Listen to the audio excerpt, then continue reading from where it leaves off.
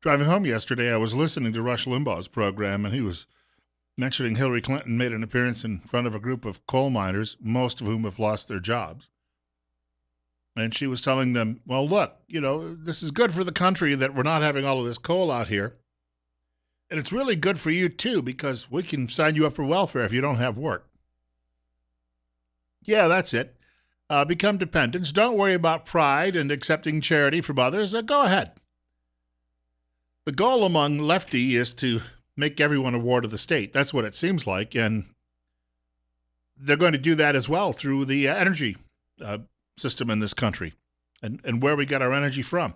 It's 9:24. Bill Colley with you on Top Story on News Radio 1310, KLIX and newsradio1310.com.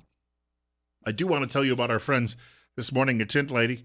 I believe Tint Lady has been with me on this program for about as long as I've been on air, which is, 14 months now. That is 14 months at KLIX. Tint Lady has a new address at 127 Filer Avenue in Twin Falls. That's at the corner of Washington and Filer. Can I point out, too, it's not just about the window tints. They do paint protection as well. Window tints can help protect a lot of your valuables. They can prevent the bleaching of your drapes, your carpet, your furniture, even some of those perhaps important family portraits that you have inside. They'll do a free estimate for you, business, your home, your automobile as well. You have to give a telephone call, 736-8469. Of course, you could stop in at the new location too, but 736-8469 or go online at tintlady.idaho.com. Locally owned and operated business, now in operation in Twin Falls for more than 20 years. Hours Monday through Friday, 9 a.m. to 5 p.m., Saturday by appointment only. And remember, when it comes to Tint Lady, don't squint, get tint. I have this today from the Washington Examiner, William Anderson. Clean power, dirty results. Now, Obama's EPA is trying to take down not only the coal industry, but the natural gas industry. This writer says coal, which according to the U.S. Energy Information Administration, is used in about 39% of the electricity generation in this country. Used to be closer to half, I believe. 39%. That's still well more than one-third, right? So if we have cheap electricity or a ready supply, when you flip on the switch, you expect the lights to come on. You don't want rolling brownouts. The writer says it's the main target of the government to eliminate it, although one can be sure that the EPA will demonize natural gas after doing away with coal. Natural gas provides more than a quarter of our electricity in this country. For all of his stated concerns about the income gap between wealthy and non-wealthy Americans, President Obama seems anxious to exacerbate that gap through the environmental policies. So I read that this morning, and I thought, oh, that's interesting. And then minutes later, I saw this at another publication called The Daily Signal. Obama's clean power plan will destroy Navajo Nation jobs. How? Well, the Navajo Nation produces coal. Did you know that? Navajo Nation mines produce approximately 8 to 10 million tons of coal each year, but this is down from when they used to produce 16 million tons. Before the Environmental Protection Agency came along and decided to restrict the use of Navajo resources. Have you ever visited the Navajo reservation? I haven't. I've seen pictures. In fact, just last week I watched all of the Navajo Mysteries movies. Some great acting in that, by the way. But I was watching those. Wes Studi is truly one of America's great actors. It's an impoverished area. Coal mining was one of the few ways to earn a serious living there. And in the poverty and the misery of a reservation, that's a way to break out of that. And you could earn enough. You could say to your children, all right, I'll send you to college. You get a good education. You can come back here and perhaps represent us legally, or you can go out on your own, maybe go to Phoenix or go to Salt Lake City, go to somewhere where you can find a good job and make some serious money. You can't do that, though, if you don't have a job that can help you pay that way for your children. There's more on all of this today. It tells you just the energy industry in this country isn't just under attack by government. According to the Wall Street Journal, many of these shale companies, these are the companies that they've been getting the oil out of through fracking and the like, getting the oil out of North Dakota and getting the oil out of Texas and some other locations around the country, which made the United States last year the world's biggest oil producer. We just barely beat the Saudi Arabians, but for the first time since like 1970, the USA was number one in oil production. But as the prices of oil are showing some signs of stabilizing, many of the small companies, get this, the people who were actually doing most of this drilling and the exploration were not the big players. It was not ExxonMobil. It was smaller independent companies. They are too financially strapped now after the drop-off in price that they cannot afford to go back and do the job all over again. More than 3 dozen U.S. oil and gas producers plan to cut their capital spending by nearly half on average compared with last year. What does that mean?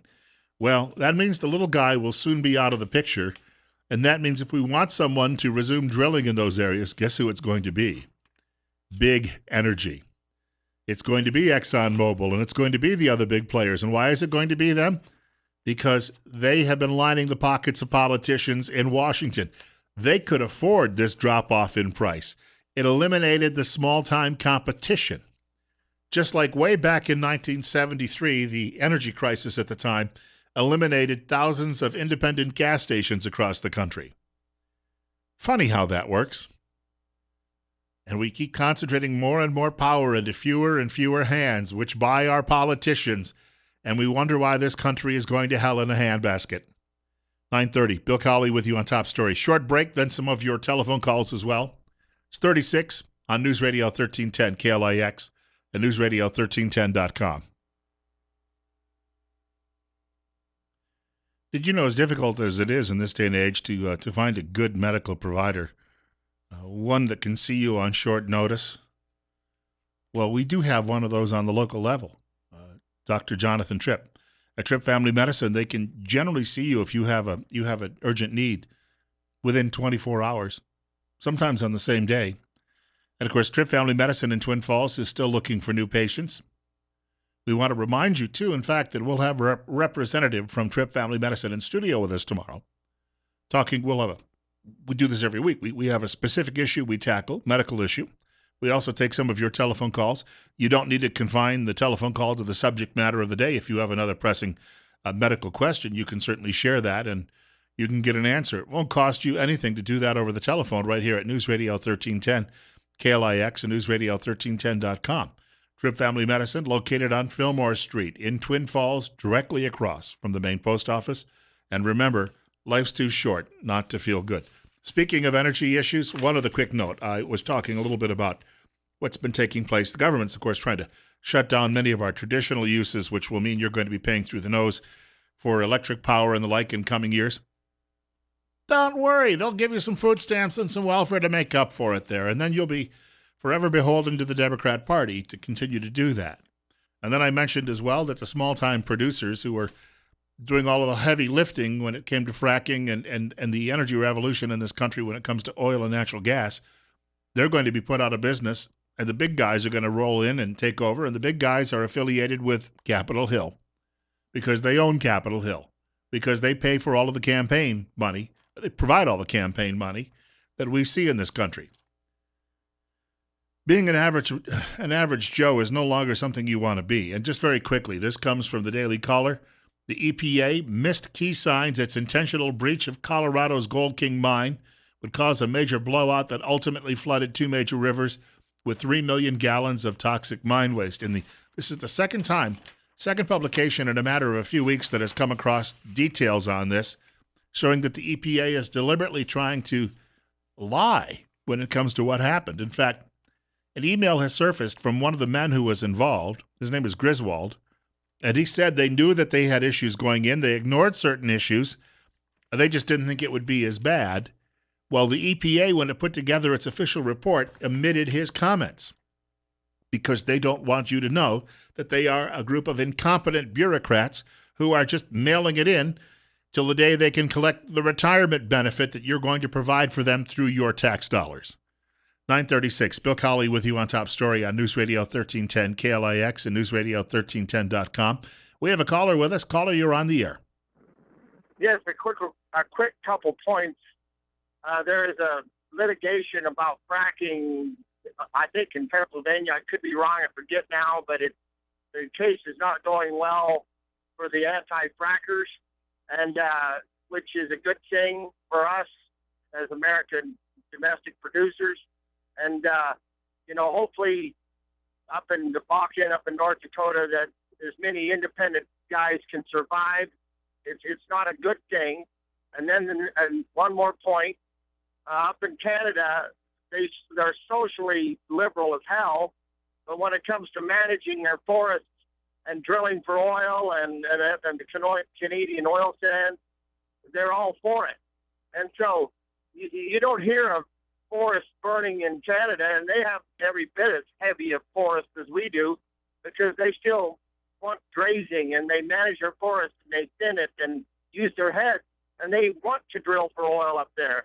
So it's a whole different animal. And I'll hang up. Thanks, Bill. Hey, I thank you much for the call. And the reason Justin Trudeau, of course, the son of the former socialist prime minister and a socialist himself, is now the PM in Canada, is because Barack Hussein Obama engineered the defeat of Stephen Harper, the conservative.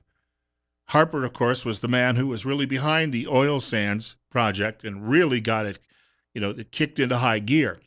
Harper was also what you'd call the biggest proponent of the Keystone XL pipeline, because Harper said, we can sell the oil to China, or we can sell it to our best friends to the south. And Mr. Obama and his White House, and of course then Secretary of State Hillary Clinton, dragged their feet on this issue for years and years and years. And now we have no pipeline. Unfortunately, the voters in Canada said, well, if you can't get that done, Mr. Harper, we'll go with somebody else. But this is how our government influenced the election in a sovereign nation to get the leader it wanted. Now, that's pretty underhanded. We used to do it with the CIA. We would go into, 1954, we'd go into Guatemala and some of these other countries, and we would just topple whoever happened to be in charge, put a general in charge, and the general would go out and kill all of the native peoples who objected and ensure that United Fruit Company could still send bananas here for next to nothing. And liberals criticize that sort of thing. On the other hand, they have a different approach, but they get the same result when it comes to dealing with foreign countries. And so we don't have a Keystone XL pipeline, and we don't have access. And you say to yourself, well, why? We're talking about selling excess natural gas and the like to other countries. Why would we need Canada's? Well, you know what? In, August of 1939, no one believed that we would be involved in a couple of years in a giant world war where we'd need all the resources that we have. But as I mentioned earlier in the program, you've got Iranians and North Koreans and the like threatening to nuke our cities, for crying out loud. The day may come when we need every last drop. And if we don't have it, and your family is cold and freezing on a winter night, you can thank a Democrat. Primaries today across the country in many places for Republicans and Democrats.